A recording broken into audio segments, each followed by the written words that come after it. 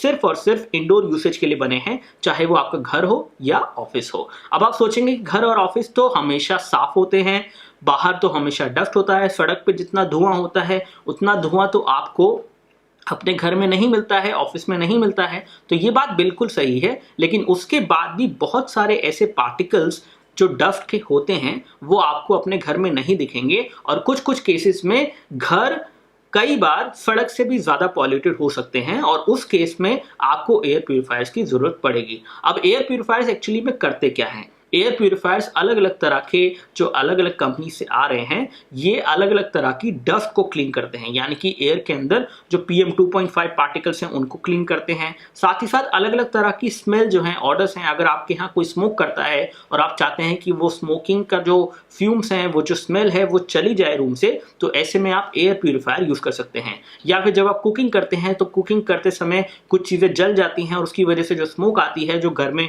Smoke हो जाती है, उसको क्लीन करने के लिए भी एयर प्यूरिफायर बने हैं। तो इस तरह की चीज़ों को क्लीन करने के लिए एयर प्यूरिफायर बने हैं, और ये स्पेशली उन लोगों के लिए हैं जिनको किसी भी तरह की एलर्जीज हो जाती है। अगर आपके घर में कोई पेट है और पेट हेयर जो है वो भी बहुत छोटे छोटे महीन महीन होते हैं, उनको भी क्लीन करने के लिए भी एयर प्यूरिफायर होते हैं। लेकिन सारे एयर प्यूरिफायर सारी तरह की क्लीनिंग नहीं करते हैं। तो हम बात करते हैं कि क्या क्या चीज़ें आपको ध्यान में रखनी चाहिए अगर आपके घर में डस्ट है और आपको लगता है कि आपके घर में कोई अस्थमा का पेशेंट है या फिर कोई एलर्जी आपको हो जाती है एयर की वजह से। ऐसे में आप एयर प्यूरिफायर खरीद सकते हैं, लेकिन क्या चीज़ों को आपको ध्यान रखना चाहिए? सबसे पहले अगर आप कोई भी एयर प्यूरिफायर खरीदने चाहें, चाहे वो ऑनलाइन आप खरीदें फ्लिपकार्ट से, अमेजन से, या फिर अगर आप ऑफलाइन मार्केट में भी जाएं, तो कुछ चीज़ें हमेशा चेक कर लें।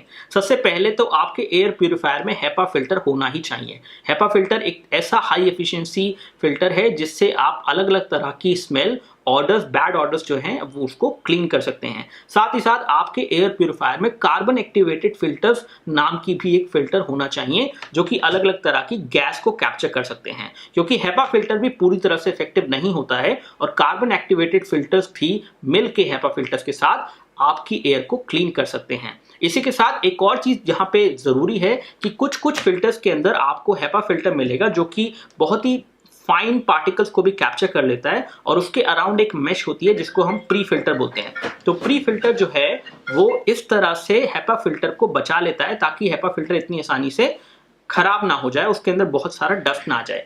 तो वो भी एक अच्छी चीज़